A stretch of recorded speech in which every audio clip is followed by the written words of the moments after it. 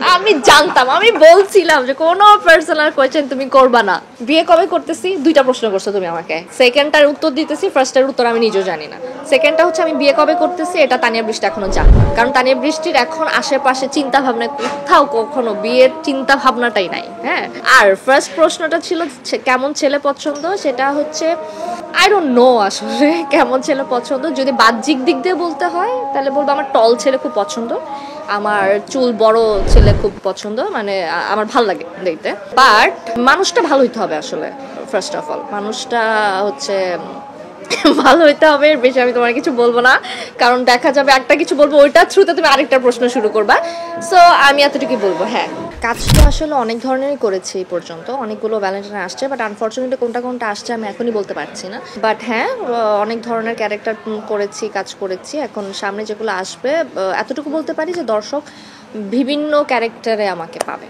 যেটা হয়েছে যে ওই যে বাজেটের একটা ধস নেমেছে, সব কিছু মিলে কাজ অফ ছিল। সো এখন আমরা আস্তে ধীরে এটা কাটিয়ে উঠেছি আলহামদুলিল্লাহ, সামনে আরও কাটিয়ে উঠবো আমার এটা আশা। সো 24 ভালো খারাপ মিলিয়ে গেছে, আর 25টা আসলে শুরু হয়েছে খুব ভালোভাবে। আমি জানুয়ারি 1 তারিখ থেকে শুটিং শুরু করেছি আলহামদুলিল্লাহ। সো আমার আশা এবার বছরটা 2025 খুব ভালো যাবে। হাসি নিয়ে তো আসলে অনেকে অনেক কিছুই বলেছে, ভালো সুন্দর এইটা ওইটা, কিন্তু মজা লাগে যখন আসলে আমাদের ক্যামেরার পিছনে যারা কাজ করে, লাইক আমাদের এডিটিং প্যানেলে যারা বসে আমাদের কাজগুলো কাটে বা দেখে কিভাবে এডিট করতে হয়, বা ওনাদের কাছ থেকে যখন ফিডব্যাক পাই যে আপু আপনার হাসিটা যখন দেখি, যখন আমরা আসলে ইয়ে করি, তখন আসলে এত সুন্দর হাসি কেন আপনার, আমি তো মানে তাকাই থাকি। এই জিনিসগুলো যখন আমি শুনি, লিটারেলি আমি যখন ডিরেক্টরের কাছে সাথে কথা বলি, তখন যখন বলে যে তোর তো হাসির জন্য এই হইতেছে ওই হইতেছে, ওই জিনিসগুলো মজা লাগে। মানে থাকে না যে শুনে ভাল লাগে যে আচ্ছা ভাল লাগছে মানুষের আমার হাসি ওর সামথিং।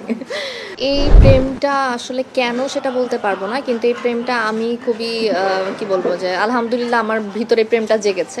কয়েক বছর আগেও আসলে আমি এইভাবে এতটা বেশি চিন্তা করতাম না, ইনফ্যাক্ট আমি প্রচণ্ড ভয় পেতাম ওদেরকে একটা সময় ছিল। বাট যখন থেকে আমি নিজে একটা শেল্টার হোম দিব, যেখানে আমাদের বাংলাদেশের পশু পাখি প্রাণী যারা আসলে রাস্তায় খুব অসহায় অবস্থায় আছে বা যাদের ট্রিটমেন্ট দরকার, যারা খেতে পাচ্ছে না, তাদের জন্য যাতে আমি কিছু একটা করতে পারি, ওইটা এখন আমার একটা গোল হয়ে দাঁড়িয়েছে। সো এইটা এখন আমার কাছে অনেক বড় একটা ব্যাপার, ওদের জন্য আমি যদি কিছু করতে পারি।